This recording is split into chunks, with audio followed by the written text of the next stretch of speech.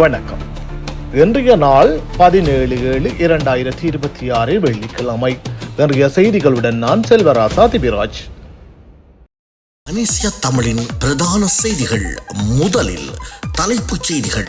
சாலேவின் மனு மீதான மேலதிக பரிசீலனை ஒத்திவைப்பு. ஜனாதிபதி ஆணைக்குழுவுக்கு அழைக்கப்பட்டார் ரோசி சேனநாயக்கா.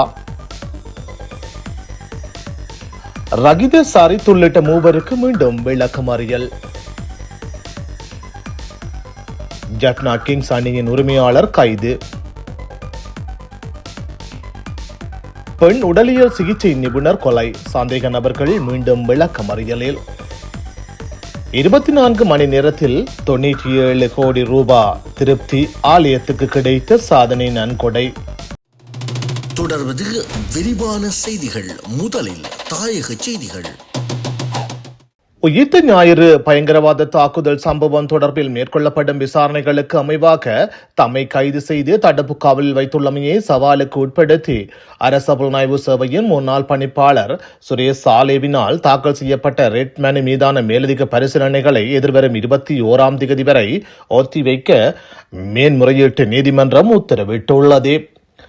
மேன்முறையீட்டு நீதிமன்றத்தின் தலைவர் நீதியரசர் ரோகந்த அபேசூரிய மற்றும் பிரியந்த் பெர்னாண்டோ ஆகியோரை கொண்ட மேன்முறையீட்டு நீதிமன்ற நீதியரசர்கள் குழாம் முன்னிலையில் இந்த மனு பரிசீலனைக்கு எடுத்துக் கொள்ளப்பட்டது. இன்று 17 மனுதாரர் சார்பில் ஜனாதிபதி சட்டத்தரணி சஞ்சீவ ஜெயவர்தன மேலதிக சமர்ப்பணங்களை முன்வைத்திருந்தார். இதனையடுத்து மேலதிக பரிசீலனைகளை எதிர்வரும் 21ஆம் தேதி வரை ஒத்திவைக்க நீதிமன்றம் உத்தரவிட்டுள்ளது. கொழும்பு மாநகர சபையில் இடம்பெற்றுள்ளதாக கூறப்படும் ஊழல் மற்றும் மோசடிகள் குறித்து கண்டறிவதற்காக நியமிக்கப்பட்ட ஜனாதிபதி விசாரணை ஆணைக்குழுவின் முன்னிலையில் கொழும்பு மாநகர சபையின் முன்னாள் மேஜர் ரோசி சேனாயக்கா இன்று 17 முற்பகல் ஆஜராகியுள்ளார். தனது மேஜர் பதவிக்காலத்தின் போது கோவிட்-19 தொற்று நோய் மற்றும் பொருளாதார நெருக்கடி நிலவிய காலப்பகுதியில் அரச நிறுவனமான சதோசா ஊடாக குறைந்த வருமானம் பெறுபவர்களுக்கும் தேவையுடைய மக்களுக்குமான உணவு வவுச்சர்களை வழங்கும் வேலை திட்டம் குறித்து விசாரிப்பதற்காகவே தாம் அழைக்கப்பட்டிருந்ததாக அவர் தெரிவித்தார். என்னை ஏன் அழைத்தீர்கள் என்று மக்களுக்கு சொல்லுங்கள். தொற்று நோய் மற்றும் பொருளாதார நெருக்கடியின் போது நாங்கள் சதோசா மூலம் ஏழை மக்களுக்கு உணவு வவுச்சர்களை வழங்கினோம். அந்த வேலை திட்டம் குறித்து அவர்களுக்கு இருந்த கேள்விகளுக்கு பதிலளிப்பதற்காகவே என்னை அழைத்திருந்தனர் என்று ரோசி சேனாயக்கா தெரிவித்தார்.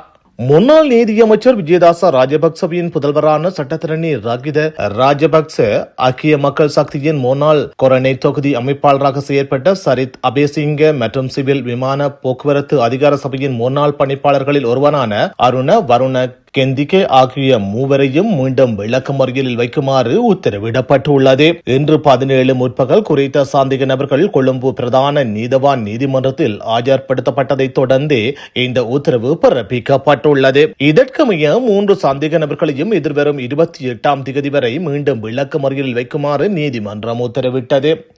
லங்கா பிரீமியர் லீக் தொடரின் ஜப்னா கிங்ஸ் அணியின் உரிமையாளர்களில் ஒருவர் போலீஸ் விசேட விசாரணை பிரிவினால் கைது செய்யப்பட்டுள்ளார். சூதாட்ட மோசடி குற்றச்சாட்டு ஒன்று தொடர்பாக விளையாட்டுத் துறையுடன் தொடர்புடைய குற்றங்களை தடுக்கும் போலீசார் விசேட விசாரணை பிரிவினால் அவர் கைது செய்யப்பட்டுள்ளதாக தெரிவிக்கப்படுகின்றது. இன்று நடைபெறும் 2026 லங்கா பிரீமியர் லீக் தொடரின் உத்தியோகபூர்வ ஆரம்பத்திற்கு முன்னதாக இந்த விவகாரத்தில் கைது நடவடிக்கை மேற்கொள்ளப்பட்டுள்ளதாக போலீசார் உறுதிப்படுத்தியுள்ளனர். விளையாட்டுத் துறையுடன் தொடர்புடைய குற்றங்களை தடுக்கும் சட்டத்தின் கீழ் விளையாட்டு ஊழலுக்கு எதிராக உலகின் மிக கடுமையான சட்டங்களை கொண்ட நாடுகளில் ஒன்றாக இலங்கை விளங்குகின்றது. இச்சட்டம் போட்டி மோசடி, ஸ்பாட் பிக்கிங்ஸ் மற்றும் விளையாட்டுகளில் மேற்கொள்ளப்படும் ஏனைய முறைகேடுகளை குற்றச் செயல்களாக வரையறுப்பதுடன் குற்றம் நிரூபிக்கப்பட்டால் தவறிழைப்பவர்களுக்கு கணிசமான அபராதங்களும் சிறை தண்டனைகளும் விதிக்கப்பட வாய்ப்புள்ளது. இது தொடர்பான மேலதிக விசாரணைகள் முன்னெடுக்கப்பட்டு வருவதாகவும் மேலதிக விவரங்கள் பின்னர் வெளியிடப்படும் எனவும் எதிர்பார்ப்பதாகவும் போலீசார் மேலும் தெரிவித்துள்ளனர். நுவரெலியாவில் பெண் உடலியல் சிகிச்சை நிபுணர் ஒருவர் கொலை செய்யப்பட்ட சம்பவத்துடன் தொடர்பாக விளக்கமறியலில் வைக்கப்பட்டிருந்த பிரதான சந்தேக நபர் உள்ளிட்ட 4 சந்தேக நபர்களை எதிர்வரும் ஜூலை 30ஆம் தேதி வரை மீண்டும் விளக்கமறியலில் வைக்குமாறு நுவரெலியா நீதவான் நீதிமன்றம் உத்தரவிட்டுள்ளது. விளக்கமறியலில் வைக்கப்பட்டிருந்த சந்தேக நபர்கள் நேற்று 16 சிறைச்சாலை அதிகாரிகளினால் நுவரெலியா நீதவான் நீதிமன்றத்தில் ஆஜர்படுத்தப்பட்டனர். நுவரெலியா நீதவான் புஷ்பிக ஜதாச முன்னிலையில் இந்த வழக்கு பரிசீலிக்கப்பட்டதுடன் பின்னரே இந்த உத்தரவு பிறப்பிக்கப்பட்டுள்ளது. இவ்வாறு மீண்டும் விளக்கமறியலில் வைக்கப்பட்டுள்ளவர்களில் குறித்த கொலை சம்பவத்தின் பிரதான சந்தேக நபர், அவரது மனைவி சந்தேக நபருக்கு உதவிகளை வழங்கிய குற்றச்சாட்டின் கீழ் குண்டசாலை பிரதேச சபையின் சாரதியும் மெனிக்கின்ன போலீஸ் நிலையத்தின் முன்னாள் பொறுப்பதிகாரியாகிய கடமையாற்றிய பிரதான போலீஸ் பரிசோதகரும் அடங்குகின்றனர். எரிபொருளை விநியோகிப்பதற்கு விதிக்கப்பட்டுள்ள QR ஒதுக்கீட்டு நடைமுறை இத்தருணத்தில் நீக்குவதற்கு எவ்வித முடிவும் இல்லை என இலங்கை பெட்ரோலிய கூட்டுத்தாபனம் அறிவித்துள்ளது. உலக சந்தையில் எரிபொருளுக்கான ஸ்திரத்தன்மை இன்னமும் இல்லாமை காரணமாக எரிபொருள் QR நடைமுறையை மேலும் தொடர உள்ளதாக அதன் முகாமைத்துவ பணிப்பாளர் மஜூர நெதிகுமாரகே தெரிவித்துள்ளார். QR நடைமுறையை பயன்படுத்துவதன் மூலம் எரிபொருள் மாத்திரமின்றி டொலர் இருப்பு கட்டுப்பாட்டுக்குள் இருக்கும் என அவர் சுட்டிக்காட்டினார். மீண்டும் மத்திய கிழக்கில் யுத்த நிலைமை தீவிரமடைந்தால் நாட்டில் எரிபொருள் வரிசைகள் ஏற்படுவதையும் அதன் மூலம் பொதுமக்கள் அசௌகரியங்களுக்கு உள்ளாவதையும் தடுப்பதற்காக QR நடைமுறையை தொடர்ந்து பயன்படுத்துவதற்காக இலங்கை பெட்ரோலிய கூட்டுத்தாபனம் நடவடிக்கை எடுத்துள்ளது என கூறினார். அத்துடன் மீண்டும் ஏற்பட்டுள்ள யுத்த நிலைமை காரணமாக நாட்டின் எரிபொருள் விநியோக கட்டமைப்புக்கு இதுவரை எவ்வித பாதிப்பும் ஏற்படவில்லை என சுட்டிக்காட்டிய அவர், எரிபொருள் சந்தையில் விலைகளை மீண்டும் அதிகரிக்குமா என்பது குறித்து இலங்கை பெட்ரோலிய கூட்டுத்தாபனம் தொடர்ச்சியாக கண்காணித்து வருவதாகவும் குறிப்பிட்டார். கிழக்கு மாகாணத்திற்கு பொறுப்பான சிரேஷ்ட பிரதி போலீஸ் மா அதிபர் வருண ஜெயசுந்தர உடன் அமலுக்கு வரும் வகையில் சிறுவர் மற்றும் மகளிர் போலீஸ் பணியகத்திற்கு இடமாற்றம் செய்யப்பட்டுள்ளார். இதற்கமைய சிரேஷ்ட பிரதி போலீஸ் மா அதிபர் வருண ஜெயசுந்தர இனிவரும் காலங்களில் சிறுவர் மற்றும் மகளிர் போலீஸ் பணியகத்தில் சிரேஷ்ட பிரதி போலீஸ் மா அதிபராக கடமையாற்ற உள்ளார். தொடர்வது இந்திய செய்திகள்.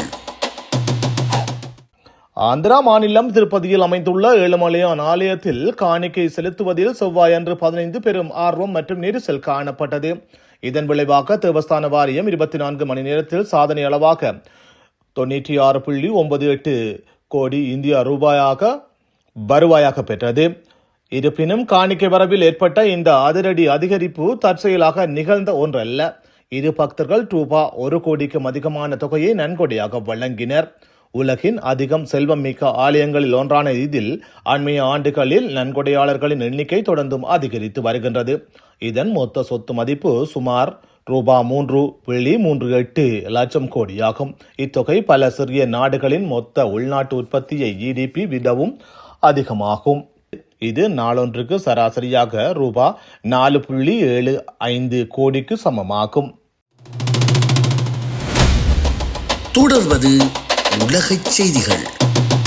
ஈரான் மீதான வான்வெளி தாக்குதலை அமெரிக்கா தொடர்ந்தும் 6வது இரவாக மேற்கொண்டது. இந்த தாக்குதலின் ஓர் பகுதியாக இன்று 17 அதிகாலையில் பொதுமக்களுக்கான கட்டமைப்பு வசதிகள் தாக்கப்பட்டதாகவும் அதில் குறைந்தது 7 பேர் கொல்லப்பட்டதாகவும் ஈரானிய அரசு ஊடகங்கள் செய்தி வெளியிட்டுள்ளன.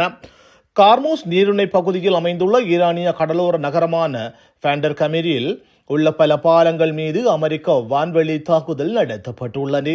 மேலும் ஈரான் சஹார் விமான நிலையம் மற்றும் பண்டார் அப்பாஸில் உள்ள ரயில் நிலையம் ஆகியவற்றின் மீதும் அமெரிக்கா தாக்குதல் நடத்தியதாக ஈரானிய ஊடகங்கள் செய்தி வெளியிட்டன. அதே நேரம் தங்கள் அண்மைய வான்வெளி தாக்குதல்களில் டஜன் கணக்கான இலக்குகள் தாக்கப்பட்டதை அமெரிக்கா மத்திய கட்டளை மையம் உறுதிப்படுத்தியது. இந்த தாக்குதலுக்கு பதிலடியாக பஹ்ரைன் மற்றும் குவைத்தில் உள்ள அமெரிக்க ராணுவ கட்டமைப்புகளை தாக்கியதாக ஈரான் தெரிவித்தது. அண்மைய மாதங்களில் ஈரான் போர் முடிவுக்கு வரும் நிலையில் இருப்பதாக ட்ரம்ப் மீண்டும் மீண்டும் கூறி வருகிறார். இருப்பினும் மோதலின் அண்மைய தீவிர நிலை ஈரான் போரை முடிவுக்கு கொண்டு வருவதற்கான இடைக்கால ஒப்பந்தத்தை முடிவுக்கு கொண்டு வந்து அப்பகுதியில் ஒரு முழுமையான போரை மீண்டும் தூண்டியுள்ளது. இதனால் இரு நாடுகளுக்கும் இடையிலான ஒரு உடன்படிக்கைக்காக வாய்ப்புகள் கேள்விக்குறியாக உள்ளமை குறிப்பிடத்தக்கது. இத்துடன் பானிசியா தமிழின் செய்திகள் நிறைவு பெறுகின்றது. செய்திகளை உடனுக்குடன் தெரிந்து கொள்ள பானிசியா வலையொலியை சப்ஸ்கிரைப் செய்து கொள்ளுங்கள். நன்றி, வணக்கம். இத்துடன் பனேசியா தமிழின் பிரதான செய்திகள் நிறைவு பெறுகிறது. செய்திகளை தொடர்ந்து பார்வையிட www.panesiatamil.tv என்ற இணையதளத்தை பார்வையிடவும்.